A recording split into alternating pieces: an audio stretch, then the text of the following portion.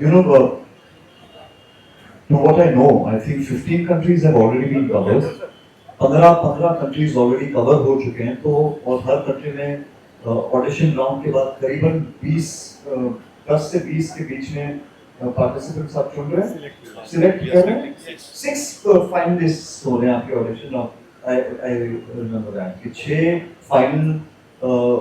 Finalist हर country से जाएंगे फाइनल राउंड के स्टेज में। बट एंड सीजन 1 में how many countries are you covering? 20? 18 countries. Wow, that's quite a feat.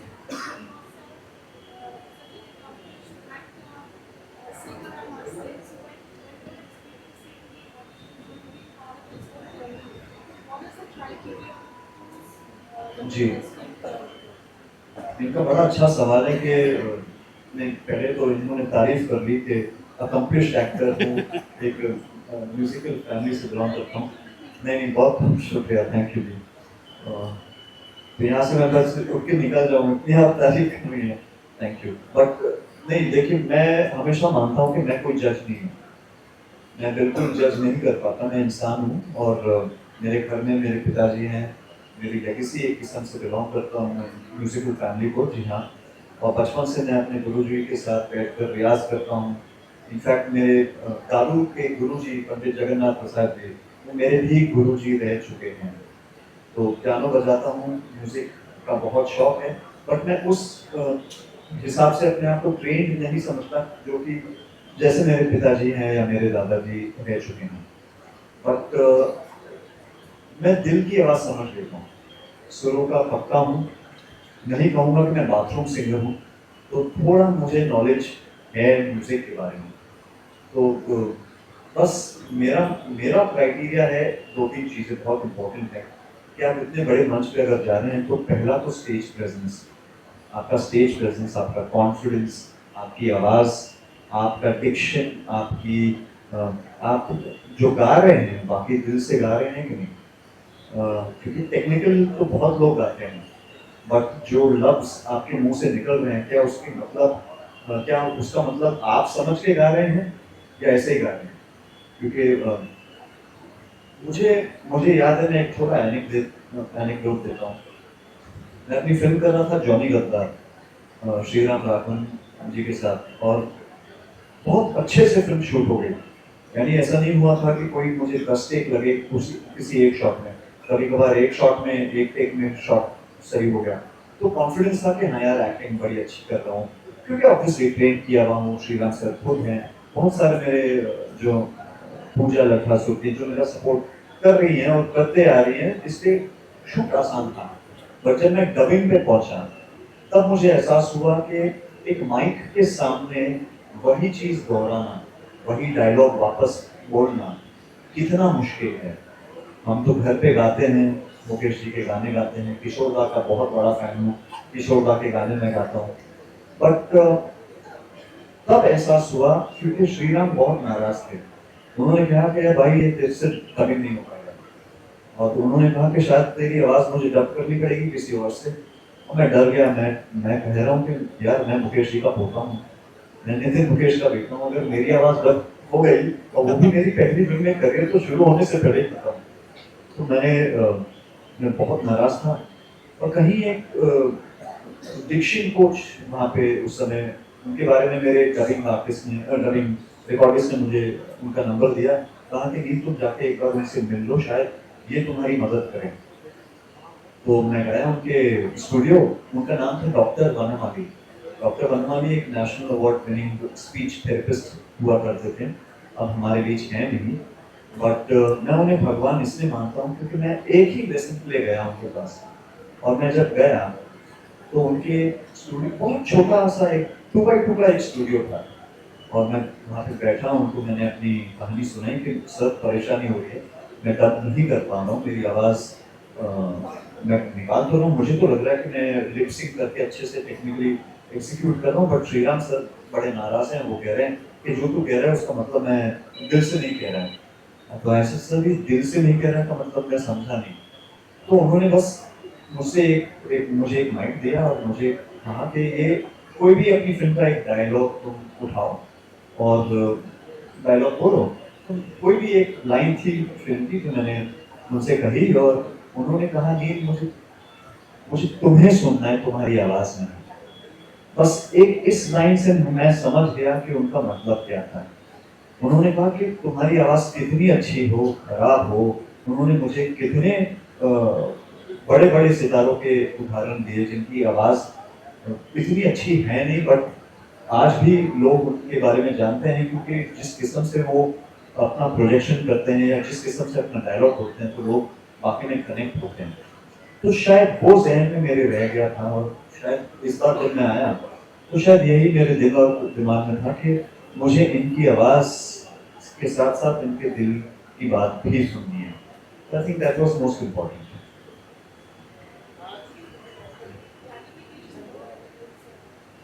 हाँ जी।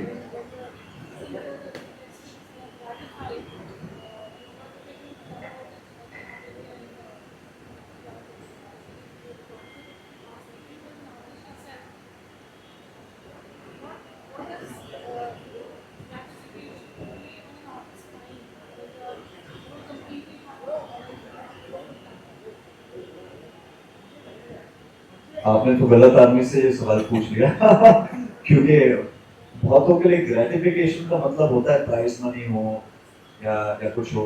मैं मुकेश जी का होता हूँ, नितिन मुकेश जी का बेटा हूँ। मेरे लिए ग्रेटिफिकेशन सबसे ज्यादा है पहचान।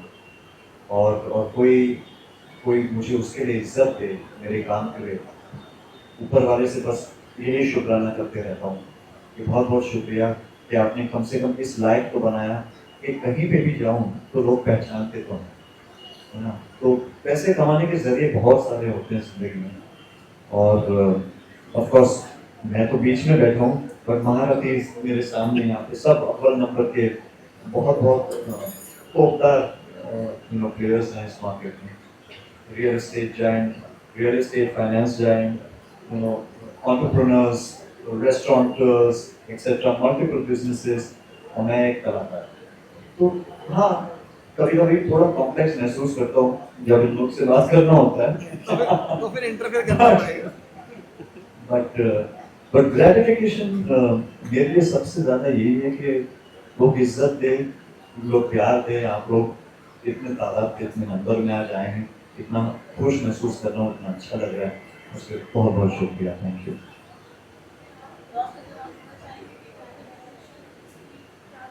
Gratification for this platform. ये मैं सवाल इसलिए फुली नहीं आपका जवाब दे रहा क्योंकि मैं सुनना चाह रहा हूँ प्रोड्यूसर से। आप सो ये फर्स्ट सीजन की प्राइज मनी इज रफली अराउंड अप टू $1 million। सो ये हमने प्राइज मनी रखी हुई है फर्स्ट सीजन की अप टू $1 million। सो ये इसीलिए रखी है कि ये कोई, जैसे नील जी ने कहा कि ना किसी लोगों के लिए प्राइज मनी बहुत ज्यादा इंपॉर्टेंट होती है, किसी के लिए पहचान बहुत ज्यादा इंपॉर्टेंट होती है। पर जैसे उन्होंने कहा कि वहाँ पे 11 साल के बच्चे थे, 12 साल के बच्चे थे जो बहुत छोटे छोटे गांव से आए थे, तो उनके लिए शायद से पहचान पर मोस्ट इम्पोर्टेंट है कि प्राइज मनी। तो हमने प्राइज मनी इसीलिए रखी हुई है कि शायद से इनसे तो कोई उनका फ्यूचर बन पाए। So that's a ratification for this season 1। Very well said, पहचान इम्पोर्टेंट है और साथ साथ पैसे भी।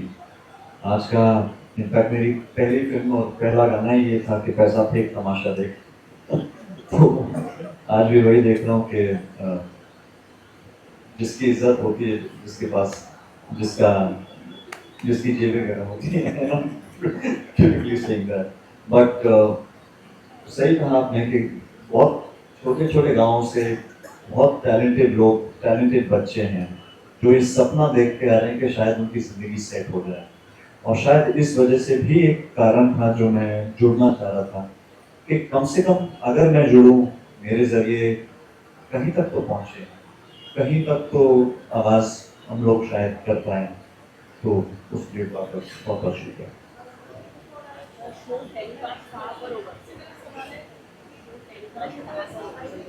सॉरी दादा। सॉरी दादा, आप कुछ कह रहे हैं? अच्छा, शो टेलीकास्ट कहाँ होगा पारू कहने के का? फिलहाल तो मैं आंसर करूँ आपके बिहार, आप ही करेंगे? आप कर लेंगे सर? हाँ? आप कर लें। हाँ जी। सो एट प्रेजेंट ये यूट्यूब पे लाइव आएगा जब ये शो बॉम्बे भी जरा 2 auditions are going to happen in Mumbai and Hyderabad India में। दिल्ली ऑलरेडी हो चुका है, Bombay Hyderabad very soon in upcoming month है। And we are going to tie with lot of other channels, I mean on social media platform So and also TV channels. right, I'll just take this up from here. So just to give you a little bit of an insight of what I think Imtiaz and of course even Shakil sir who are planning on this one, with of course with your permission on finance. uh, ये show telecast typically telecast वाला है नहीं अभी, हम shoot करने वाले हैं। Of course जाहिर सी बात है कि क्योंकि ऑडिशंस इतने बड़े पैमाने पे होंगे तो हर कंट्री के ऑडिशंस की ग्लिम्पसेस आप यूट्यूब चैनल्स पे देखेंगे जरूर। बट फाइनली इसका पूरा एक शो बनाने की हम उम्मीद कर रहे हैं कि शायद सारे कंट्रीज का एक फॉर्मेटिंग करते हुए अच्छे से एक बड़े पैमाने पे शो करते हुए, कोई हमारे आज इतनी सारी लीडिंग प्लेटफॉर्म से होती थी कि तो वहाँ पे शायद एक 8 एपिसोड या 10 एपिसोड करते हुए, क्योंकि इतने सारे कंट्रीज हैं तो एक पूरी जर्नी बहुत है, बहुत सारे कलाकार हैं, बहुत सारे लोग हैं। और मैं तो चाहता हूँ और मैं तो वादा कर सकता हूँ कि लोग देखना चाहेंगे। तो मैं तो उम्मीद ही कर रहा हूँ कि शायद इस जर्नी में मैं भी हिस्सा हूँ। बट हाँ जी, राइटली सेड बाय यू। सो हम स्टेप बाय स्टेप बिल्कुल श्योर आगे लेके जाएंगे एंड हम चाहेंगे कि इसके एपिसोड्स हम आगे जाके रिलीज करें। हाँ जी ma'am.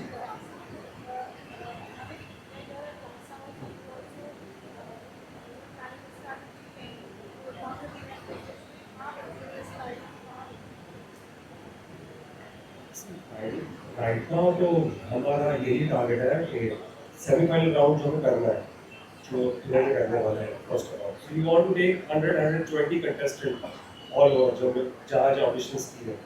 So we want to take all of them to Dubai for semifinal top 20 जो जिसका राउंड का नाम है top 20। That top 20 people we gonna take them to some other Middle East countries जो अपने फाइनल हुआ नहीं है। So let's see, this is our planning कि फिलहाल हमने जो भी ऑडिशंस किए 15 countries for 3 countries to go. पहले हमें एक एपिसोड बनाना ये टोटल ऑडिशंस का, then we gonna go take all this contest to Dubai, और दुबई के बाद हम फाइनल करेंगे जिसका बहुत जल्दी ऐलान हो जाए। So just wait and watch.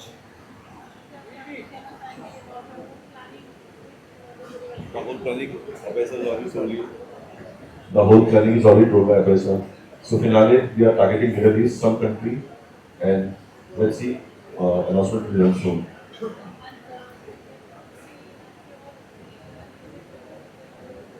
Of course, it's a plan.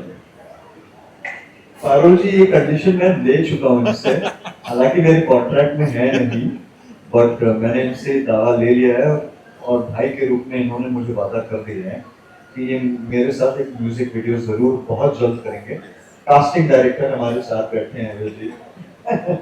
But jokes apart, I think the idea is that the idea is to take the platform, raise the bars, get like-minded artists and all of us coming together and then starting it to that journey is just sorry ji, thank you ji, so am I. We have a question from Right. we have a question from the press over here. Sorry दादा, जजेस के तौर पे sir जजेस constantly हर country में अलग अलग जजेस वहाँ से रिक्वेस्ट कर रहे हैं जो कि वहाँ लोकल स्टार्स हैं, लोकल बहुत बड़े उनका कलाकार खुद भी हैं। जैसे जज, जैसे एक दिल्ली के राउंड का जज मैं खुद भी रह चुका हूँ, बट हर कंट्री में अलग अलग जजेस रहेंगे, कोई एक ऐसा फाइनल जज, एक जज है। हाँ जी, कोई ना, ऑफ कोर्स अब वो सारे पत्ते आपके साथ आपके सामने में खोल दे तो ये तो आज पहला प्रेस कॉन्फ्रेंस है, और बहुत सारे ऐसे उनका कलाकार और नाम जुड़े हैं जो आगे आएंगे आपके। So, एक बहुत अच्छी मार्केटिंग स्ट्रेटेजी प्लान हुई है जो आपको 1 दिसंबर से लाइव दिखेगी, because 14 December is an episode, I mean it's audition in Mumbai. वो सबसे ज्यादा इम्पोर्टेंट है क्योंकि ऑफ कोर्स मुंबई है, हमारे सबके दिल के बहुत ही करीब है। तो मैं चाह रहा हूँ कि मुंबई के जितने भी लोकल कलाकार हैं, आर्टिस्ट हैं, जो चाहते हैं कि देश विदेश में अपना नाम बढ़ाएं, Mumbai 14th December is Mumbai auditions, and I think I'm hoping everyone comes in big numbers. जी कहाँ पर होगा? We'll be announcing all the platforms and all the places within a week. No age criteria है sir, कोई age criteria है नहीं. The Universal Idol. Event का मकसद क्या है? 18 कंट्रीज में आप लोग टारगेट कर रहे हैं, what is the main motive behind this? जैसे क्या कुछ आप करना चाहते हैं या फिर टैलेंट्स को बढ़ावा देना चाहते हैं? I want talk about that. Of course, हम talents ढूंढ रहे हैं across the globe. There are different talents. कोई बहुत अच्छा singer है. We have found a very good opera singer. So multiple talents मिले हैं हमें. So we are exploring talents and we are planning an album with the talents. एक personal album बनाएंगे God give you a side of और I feel sir कि आपके सवाल पर अगर जवाब वाकई में देना है तो देखिए कंपटीशन एक बड़ा सख्त शब्द हो जाता है कि हम compete कर रहे हैं, बट जैसे मैंने इंट्रोडक्शन में कहा था कि म्यूजिक हैज नो बैरियर. हम हमारे म्यूजिक अगर हम देखें तो सही मायने में जुगलबंदी हम जिस बारे में बात करते हैं तो कितना अच्छा लगता है ना. किसी देश का कोई टैलेंट आके यहाँ पे अगर आता है, जैसे अगर आज हमारे पास इतने अच्छे स्टार हैं, कलाकार हैं और आते ही रहते हैं यहाँ पे, इतने बड़े बड़े पैमाने पे शोज होते हैं, हाल ही में इतने बड़े स्टार्स आके जा चुके हैं, तो क्यों ना ये एक ऐसा मंच मिले कि जहाँ हर टैलेंट अपने साथ में मिले. क्या पता कल तो जाके कुछ एक नया जुगलबंदी जैसा बन पाए, कुछ एक नई चीज निकल पाए म्यूजिक के रूप में. हाँ जी. आजकल रियलिटी शो को लेकर काफी आलोचना होती है कि बायस हो जाते हैं, तो आपके रियलिटी शो में तो कैसा रहेगा? अगर बायसनेस होता सर तो मैं पहला पार्टिसिपेंट खुद होता और मैं भी वो प्राइज मनी के लिए भागता. ऑलमोस्ट $1 मिलियन आज ऐलान कर लिया प्रोड्यूसर साहब ने. ये मैं ऐलान नहीं कर रहा, प्रोड्यूसर साहब कह रहे हैं, है ना. तो ये सुन के तो मैं खुद सोच रहा हूँ कि अब तक मैंने ऑडिशन क्यों नहीं किया. इसमें ये बायस नहीं होने का और एक रीजन है कि ये हम चाहते हैं कि जितने हो सके उतने छोटे गांव में ये फेमस. आज इंडिया में कर रहे हैं तो इंडिया में दिल्ली हो चुका, आगे बॉम्बे है, हैदराबाद है, और भी सिटीज में जाएंगे. तो बायस अगर होना होता तो हम शायद से कोई स्टारकास्ट को लेकर उसे आइडिया शुरू करते हैं. But we have gone to deepest of the root of this industry. और मालूम पड़ रहा था पहले कि नील विनर है.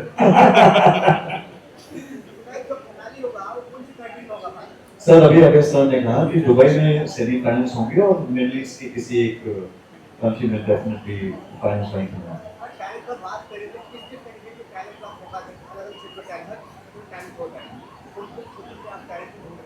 सर टैलेंट तो जैसे म्यूजिकल शो है तो जाहिर सी बात है सिर्फ म्यूजिक और इंस्ट्रूमेंटेशन की तालीम में जिसने जो तालीम हासिल की है उस पर जजिंग उसी पॉइंट पे है. यहाँ पे हम नहीं प्रमोट कर रहे हैं ऐसे, यानी अगर आपको डांस करते हुए गाना गाना है बेशक आप प्लीज गाइए, बट है तो सिर्फ म्यूजिकल शो.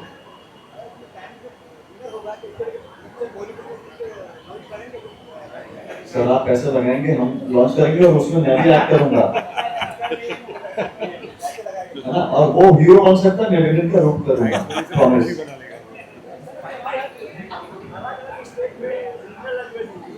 सॉरी